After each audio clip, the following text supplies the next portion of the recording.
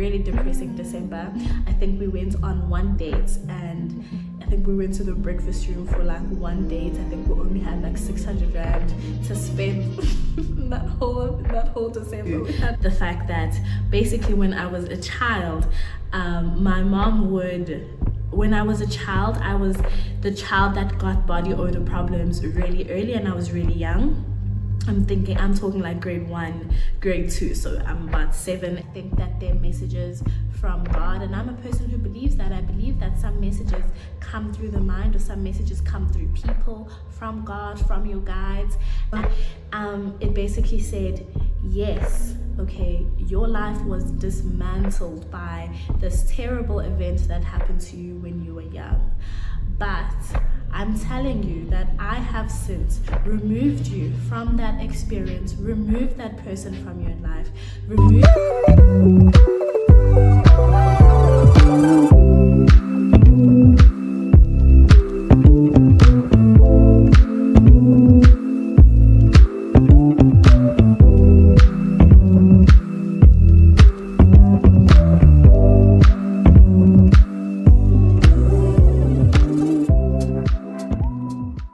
Good afternoon, everyone. Well, at least it's an afternoon where I am.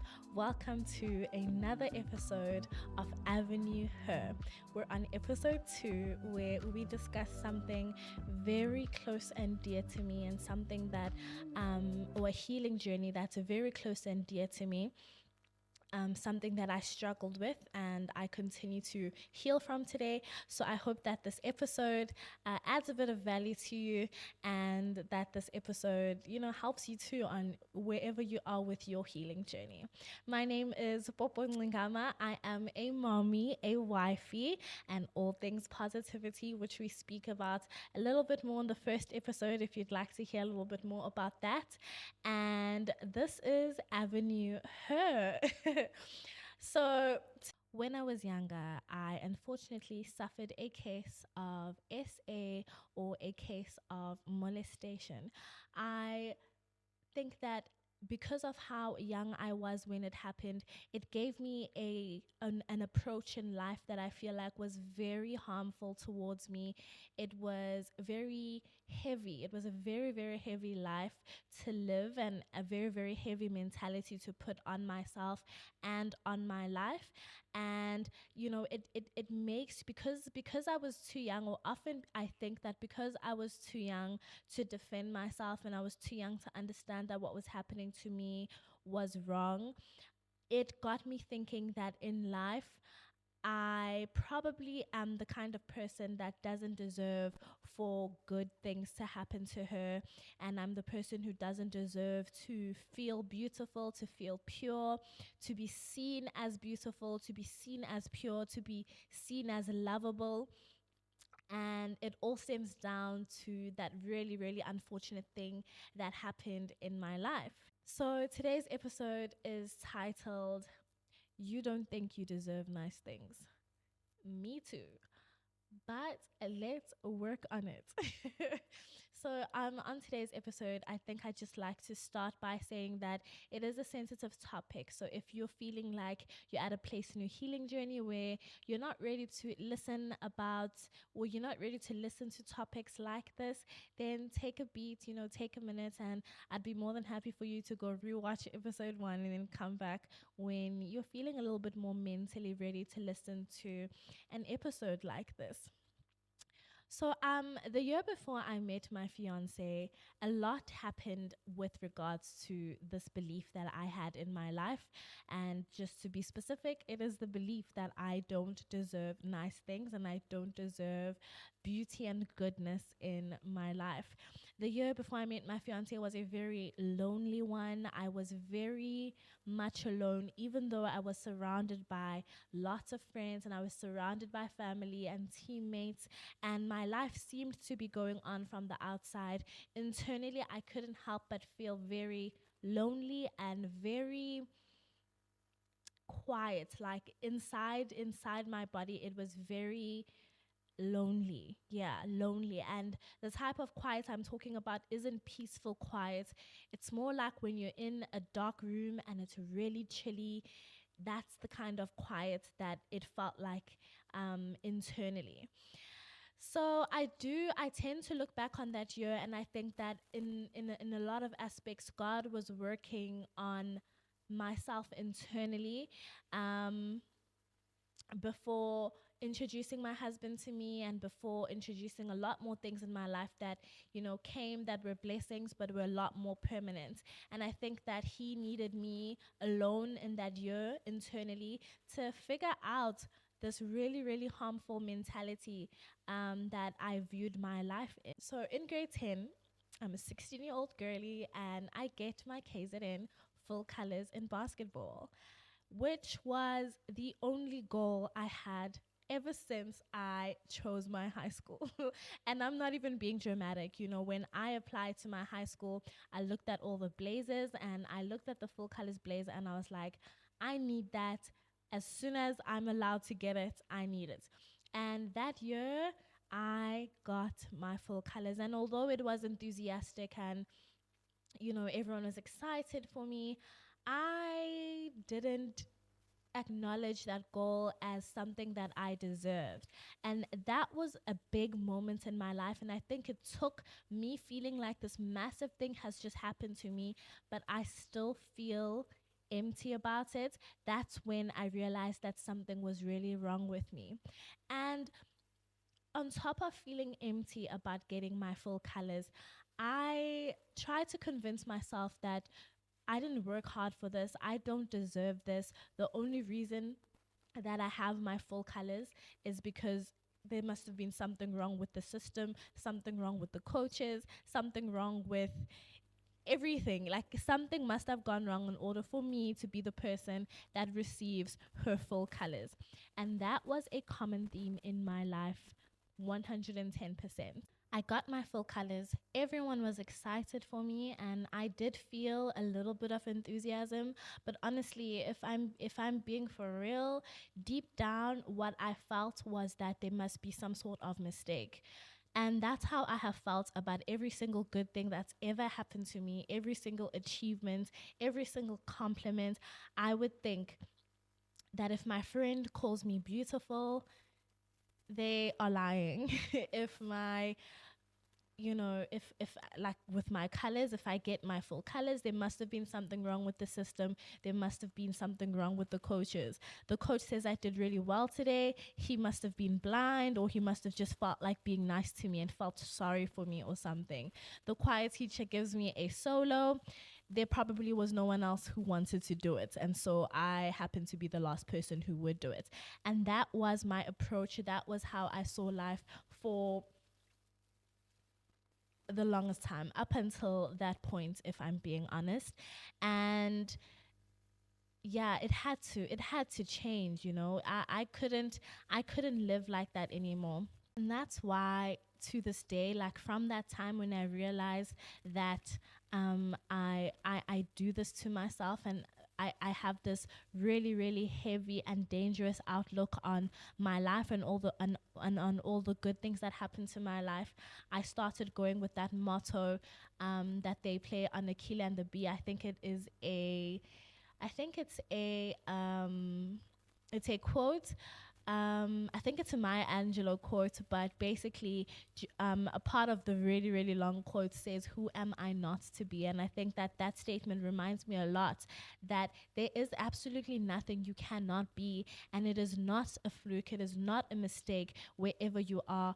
It is a blessing, and God is alive and living, and He wants you to experience life in the lens of positivity, in the lens of love and enjoyment, and to look back on your life with good, positive memories, and to feel comfortable and secure in the fact that you are a beautiful person who deserves good things in their life. I was praying all the time for God to see me, for God to bless me, and at the same time, whenever God blessed me, even with the biggest and the most monumental moments in my life, I was telling Him and telling myself that this blessing isn't, I'm not deserving of this blessing. Therefore, how can it be a blessing if I'm not deserving of it? Or me not seeing something as a blessing obviously means that God is working so hard to bless me with these moments, and I'm not even acknowledging them as blessings. I'm not even acknowledging myself as the person who deserves good things. Therefore, how can I think that this is a really good thing that is happening to me? It's an insane cycle, and it is a humbling cycle. And once you realize that you're doing it, you start realizing how much you've robbed of yourself, how many moments where, you were supposed to be that person, that one person in your life that is happy for yourself and acknowledging your hard work and acknowledging how powerful God is and acknowledging how good life is in this moment in time. But you robbed yourself of all of that because you think that you don't deserve nice things. It's just that it's so difficult to be hurt before you've had the chance to understand that you're being hurt, to be hurt before you can fight for yourself, defend yourself, to be hurt when you were innocent, to be hurt when when you're young, all you think about is life being this really, really good thing, this really, really amazing thing that you get to do. Waking up as a child isn't a burden. It's, what are we going to do today? We're going to play, we're going to do all these exciting things. So to be hurt when you're at that phase of your life almost makes you feel like, what is the point? What's the point of me being here? What's the point of me being happy here? Because clearly I don't deserve it. If someone was brave enough, or if someone was if God saw it fit for someone to hurt me before I even had the chance to say no, before I even understood that I should be saying no, then who am I to think that the rest of this life is for me to live positively and for me to live with good things happening? The connection growing up as a person who was abused, or as a person who was hurt or went through something really traumatic when they were really young is different for everyone. And for me, it was literally, well, something terrible has been done to me now when I'm too young and I'm defenseless. So why do I think that terrible things aren't going to happen to me for the rest of my life? And why do I think that I deserve any good things to happen to me? That was the connection that I made to it, or at least one of the connections that I made. Once I acknowledged the harsh truth, which is that I have the responsibility to fix this about myself, even though I didn't cause it. Oh gosh, that still sounds so difficult to say, because again, I was young and I was defenseless and I didn't know it was wrong. And if I knew it was wrong, maybe I would have fought or done something. But right now, it's my responsibility to make sure that my life doesn't go out like this, to make sure that I don't live the rest of my life stuck and trapped in that one moment, in that one situation that happened to me. So I started forcing myself to be grateful. So I did the complete opposite, and on purpose. Even when something, I got the tiniest thing that maybe I shouldn't be grateful for because everyone got more than I did, I would still just force myself to be grateful for this little tiny thing, because I was trying to reprogram myself to understand gratitude and to understand the privilege that I have to still be here, attempting to live this life and attempting to go forward. So I was saying thank you for everything, every tiny thing, being alive, the fact that it was sunny, my school shoes, my bags, my lunch, my friends. I was being grateful for everything, and I was forcefully saying thank you to God for everything, until it felt like second nature, and until my eyes could now actually see. Once I started living like that, something washed my eyes and washed my heart. And then all of a sudden, I could see so many good things and good people that were surrounding me. Once I saw, once I started living in that gratitude, even though it was difficult at the beginning because I didn't really feel grateful, if I'm being honest, I started realizing that God has surrounded me with so many people, like just an endless list of people who actually had done right by me.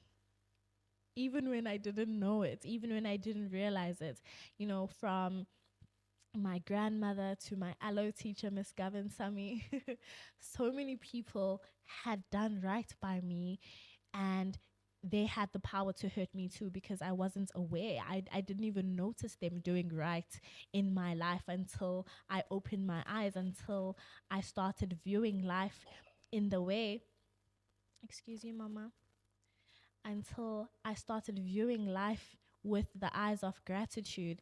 Then I realized I have a church of people in my corner. I have a church of older people. I don't know why it was more confirming that they were older. Maybe it's because I was molested by someone who was older than me, but it was more confirming, not for my peers, but for older people, to have done right by me. I felt very nested and protected by them. And I felt like, this person saw me and decided to do right by me, so maybe I'm going to be okay. Maybe I am okay. Maybe I am deserving of being done right by. Maybe I am deserving of love. Maybe I am deserving of people to be excited and happy when they see me and to want to be around me.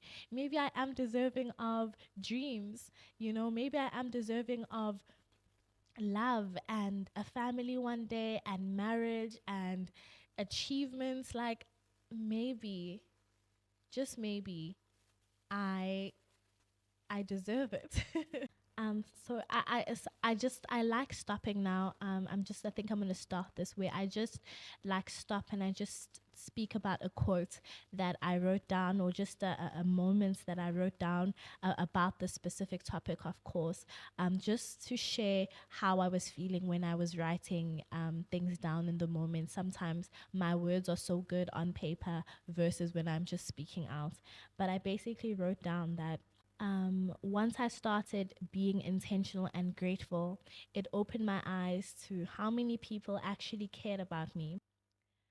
The list was overwhelmingly long, and I mean, from my grandmom to Miss Gavin my allo teacher, it was a long list of people who had genuinely done right for me, and who had genuinely done right by me when I was too blinded by my childhood scars to see it. And I remember this thought that came to me. And I sometimes when I have thoughts, I think that they're messages from God. And I'm a person who believes that. I believe that some messages come through the mind, or some messages come through people, from God, from your guides. And I can normally tell when I just have this feeling. It feels like a gut feeling, but I can hear it speak. I don't know.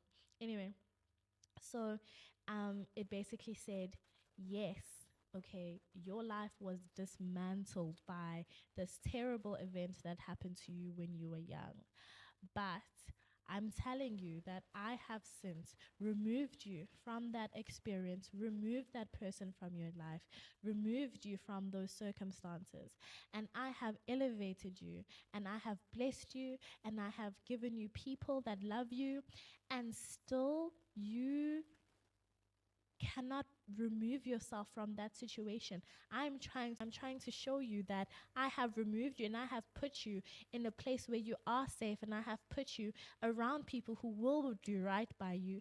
But you're so blinded, and you're so stuck in that terrible moment where the world stopped for you and your world was dismantled, that you're not seeing me move you forward. You're not seeing me get you out. You're not seeing the fact that I have surrounded you, and I have released you from every chain that was holding you back. God is saying to me, I have released you from everything that could possibly keep you in that moment, but you are still the one that is holding on.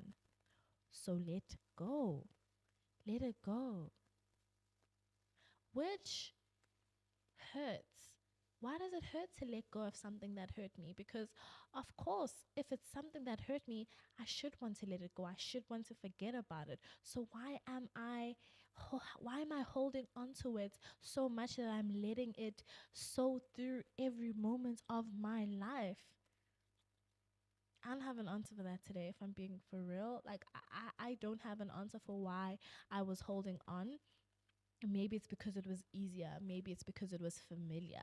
I recognized my life from that moment, and I continue to recognize my life as, this kind of life. And it's scary leaping to a life where this isn't familiar. It's scarier leaping to a life that is not familiar versus the pain that that is familiar. Why is it so difficult to surrender? Why is it so difficult to surrender even when you know that it's good for you? Even when you know that if you were to surrender, you'd probably experience better moments, better memories, better blessings, a better life, a happier life than you are now. But all it takes is this courage to surrender. Why is it so hard to find the courage to surrender even when we want good things for ourselves, and even when we're very very well aware that the other side of the surrender is so much better and it's so much sunnier and safer than where I am right now? I think that we try to surrender, at least. That's what I think. I think that we wake up every day on the other side. If you're still on the other side, if you're still on the side of the pain, or if you're still on the side of the burden, I think that we wake up every day and we try to surrender. I think that that is my answer for now, that we try, because it's difficult. I'm not going to go back and forth trying to make it seem like this fairy tale thing. If it was easy, everyone would have done it. If it was easy to not live in the image or in the reflection of my molester, surely I would have done it by now. So all it takes and all we have to do is to try. And I think that the trying, somewhere in trying every day, we get stronger and stronger. We get braver and braver. We get more vulnerable and, more okay with the vulnerability that comes with surrender. And then one day we try and we nail it and we never look back because we're done with that. We've dropped it. And now we're going forward. We've surrendered and we're vulnerable, true, which sucks. Being vulnerable sucks. But at least on the other side of this vulnerability is the positive, it's the good, it's the safe. So a year later, I meet this guy who happens to become my boyfriend and later on become my husband. And those voices in my head still exist, but I won't lie, they're quieter. And every day it's getting easier to almost quieten them down until I had my babies. So I had my son, and on that December was basically a December that was filled with some difficulty for my husband and I. We had just bought the land for this home that I'm now sitting in, but as a result, and my son was born on that same year. So as a result, financially we were stretched. Okay, everything was just tight and it was depressing. It was a really depressing December. I think we went on one date, and I think we went to the breakfast room for like one date. I think we only had like 600 rand to spend in that whole December. We had like 600 rand to spend. His car was getting really old, so we had to replace tires and air conditioning, and like just everything was coming out of our pockets. Okay, everything was coming out of our pockets, and it didn't help that I wasn't working either. I was at home with this newborn, and I had dropped out of school the previous year, and it was just a sad and depressing December. So that Christmas, we spent Christmas with our family, but we decided to come back to the flat early, and we're just gonna spend NYE together. That NYE, I'm sorry, baby, we promise never to talk about it again because honestly, by the time it was 12 o'clock, we were in tears. Okay, we were in tears, and we were drunk, and we were just being vulnerable. So here's my thoughts. Me drunk on gin. I get the courage to tell my husband about this little voice in my head. So obviously I tell him, um, me, drunk on gin, hey babe, so I have this, voice in my head that tells me that basically I'm not good enough and I'm not pretty enough and I don't deserve good things, and that when good things happen to me, it's because it's a fluke. My husband asks me, okay, well, what does this girl look like? And I'm like, well, she smells really nice. And he goes, you smell nice. I'm like, yeah, but she doesn't have to try to smell nice. Like, she just always smells really good. And he's like, yeah, that's not possible because in order for her to smell nice, she'd have to take a bath, like at the least. And taking a bath is trying, and she'd use soap. Anyway, we're drunk, it's not making sense. But, I tell him, like, well, we go back and forth about her smelling nice and her not having to try, and we basically we really dig into it, and then we track it down to the fact that basically when I was a child, my mom would. When I was a child, I was the child that got body odor problems really early, and I was really young. I'm talking like grade one, grade two. So I'm about 7, 8 years old, and I had smelly armpits. And my mom would scrub me like in the morning with baking powder to try and get rid of my smelly armpits. And it would hurt me so much. Like my armpits would feel almost chafed and just burnt. And I'd still have to put on my school shirt. And it was like, I just remember it feeling like this really bad thing, this really big thing. She was asking my grandmom for solutions. Like I remember just feeling like, wow, like this is this really bad thing that I smell. And somewhere during that whole process, I tied my smelly armpits to the fact that I was molested. That's why I have smelly armpits, because I was molested. And now, this girl in my mind that deserves good things is the girl that doesn't have body odor. It's this girl that, her ease in life is just the ease of it is in her body odor. Like, she just doesn't have to struggle with stuff like body odor.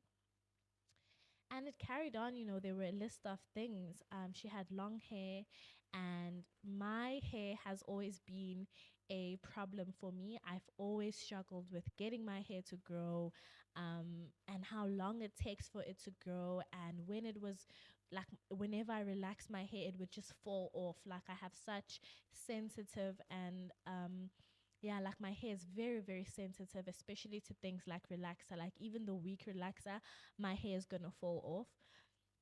And basically, it was my fault. I cut my hair. I remember, well, in my mind, it was like I had good hair, and then I cut off a strand, and from that time, I've never had good hair again. And it's all because I was molested. And the other big one was my body. So I had quite a big body, and with black families and the weight conversation. So from even then, they were saying, yo, you have big bums, like, and obviously they didn't mean any harm, but you have big bums. Why do you have big bums? You're so young. You're going to be really fat when you're older. These were the kind of conversations my my aunts were having when they see me. And somehow I tied that back to my molestation. Like maybe it's because I'm fat, and maybe it's because I have big bums that something like that happened to me. I'm taking a breath, an intentional one, because I can sense inside of me that it's getting heavy, and that it's still something very difficult to speak about, honestly, especially with regards to the body and this pressure I feel to not be fat, because my aunts told me I would be. And for women, the weight topic is sensitive. um but yeah, so I'm telling my husband right now all these characteristics of this girl.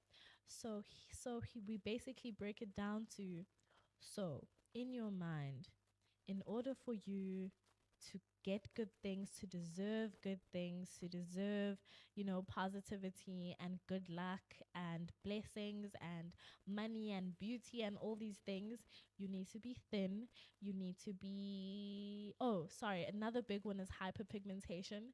I had this really, really, I still struggle with it today, but basically my mom used to scrub my neck because my neck has always just been darker than my face, and it was like a big thing. Like she'd say "Guti intila," and she'd like scrub it off. Anyway, so in my mind, this girl that deserved good things is thin. She doesn't have a big bum. She's got really long hair. She has even toned skin, and she has no body odor. And only when I become that girl will I be receiving good things in my life. And so long as I'm not that girl, I'm not going to get anything good in my life. Heavy. Heavy, heavy, heavy, heavy for me at least, because I, in my mind, have this person who deserves all this amazingness and all these, really, like, she just deserves to live a good life. And then there's me, the opposite of that, who doesn't deserve to live a good life. And so my husband asks me, is that do I put that on other people as well? Like, do I feel like that about other women? And surprisingly, I don't. I have a very, very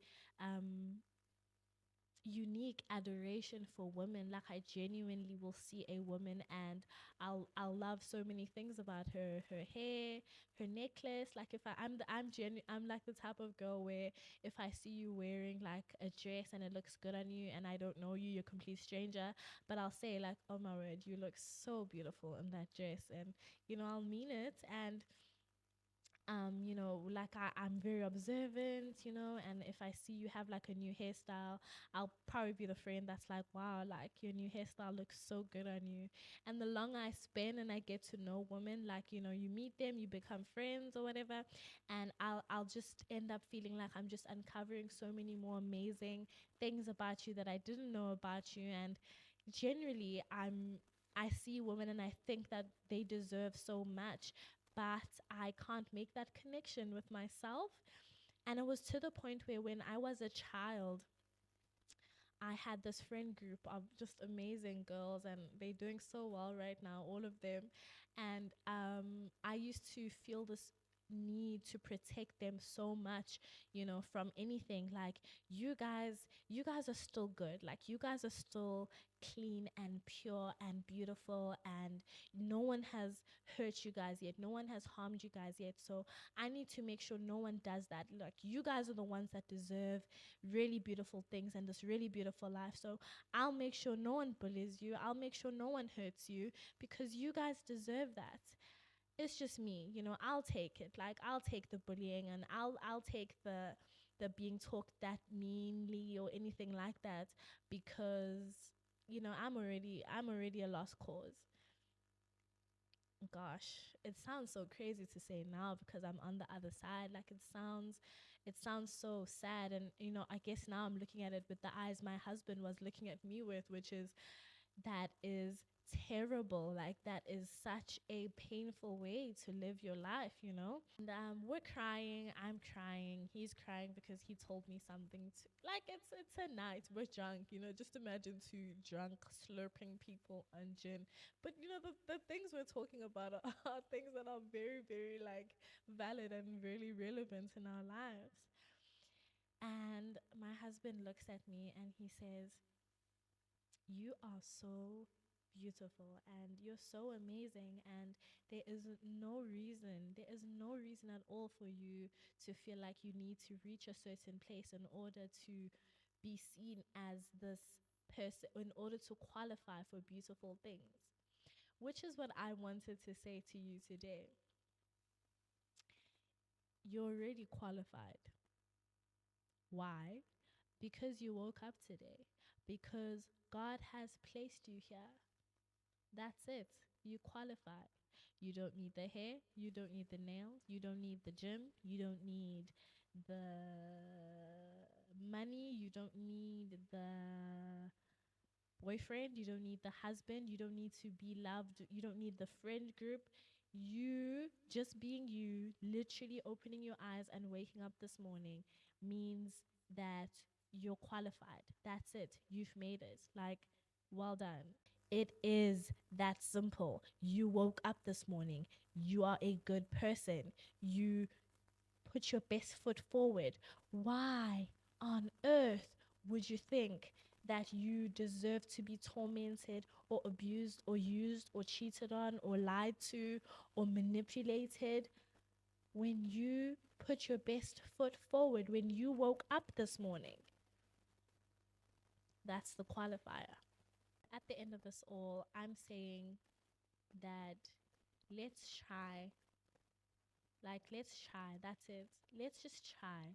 Even if on even if today you just did one thing that you felt like showed you that you are worthy, or you attempted just a little bit to surrender to the fact that on the other side, that's the end of today's episode. And I really hope that you enjoyed it, and I hope that it spoke to you in one way or another. And I hope to see you next time. Please don't forget to hit like on this video and to hit the subscribe button.